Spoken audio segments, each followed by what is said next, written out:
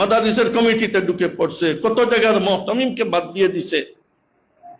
আজকে যদি এই দেশে যে ভূমিকম্প আর সাইক্লোন উঠছিল, চাঁদাবাজ বলিয়া আপনার বিএনপির বিরুদ্ধে, আমরা যদি নিউট্রাল থাকতাম, ওই জোটে তো যাওয়ার কোনো প্রশ্ন নাই, নিউট্রাল থাকতাম, তাহলে বিএনপি ফাঁস করা খুব দুষ্কর অবস্থা ছিল।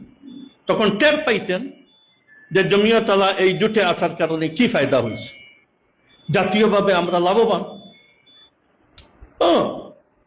অতীতে এমন কোন মরহালা আসে নাই, একচেটিয়া জামাতে ভোট পেয়ে যাবে, নির্দিষ্ট কিছু সিটে আপনার অসুবিধা ছিল, কিন্তু চোখ বন্ধ করি কোনো মানুষের খাবো খেয়ালে নাই যে কোনো ইলেকশনে জামাতে পাশ করে ফেলবে। ঘুমে থাকলেও আপনার জামাত বিরোধী মানুষের পাশ করবে, জামাতের এই হাইসিয়ত ছিল। আর এই ইলেকশনে আমেরিকা তার পোস্টপানাহিতে থাকার কারণে আর একটা হইহুল্লোর আরম্ভ হয়েছে, আওয়ামী লীগ চলে গেছে, আর বিএনপি এতদিন কোনঠাসা অবস্থায় ছিল, যার কারণে এরা এই চান্সে, আর এদের মধ্যে এদের ছাত্র সংগঠনের লোকও আপনার ছিল, যার কারণে এই চান্সে তারা কাতঈ সিদ্ধান্ত নিছে তারা হুকুমত করবে বিপুল আসনে পাশ করে।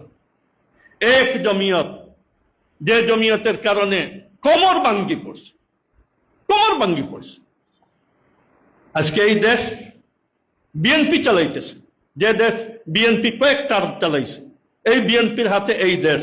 বিএনপি আমার সাথে যে আচরণ করছে, এর ভোগান্তি বিএনপি ভুগবে, এটা তো লসের কিছু নেই। আমি তো দেশ বাঁচাইলাম, আমি তো কবি মাদ্রাসা বাঁচাইলাম, আমরা তো এই দেশের মযহব ও মিল্লত বাঁচাইলাম, আমরা তো আজাদির সাথে বিচরণ করার পরিবেশ সৃষ্টি করলাম।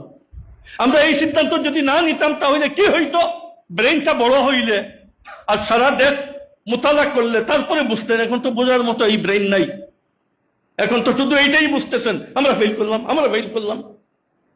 ফেল পাস একটা জুজি জিনিস, কি আমরা 4 জন পাস করলে এই দেশে ইসলামী হুকুমত দিব? এই দেশে কোনো একটা বিল আমরা পাস করাইতে পারবো? কিন্তু পারবো না। হ্যাঁ, এতটুকু এক নাম, এক সুনাম। আর এই সরকার কোনোদিন কোনো বড় প্রকল্প করতে পারবে না, তবিলে টাকা নাই। 1000 বড় পণ্ডিত হন, জমি জমা না থাকে, খেতে যদি ধান না পান, তাহলে পণ্ডিতিয়ে আওলাদের পেট ভরবে না, যার জন্য কোনো বড় প্রকল্প করতে পারবে না। সামান্য রাস্তাঘাটের বাড়ির এলার রাস্তাঘাট কিছু করলাম, এতটুকু ফায়দা, আর একটা সুনাম, এছাড়া কোনো ফায়দা নেই। কিন্তু আমি তো দেশ বাঁচাইলাম, জাতিকে বাঁচাইলাম, কওমি অঙ্গন বাঁচাইলাম।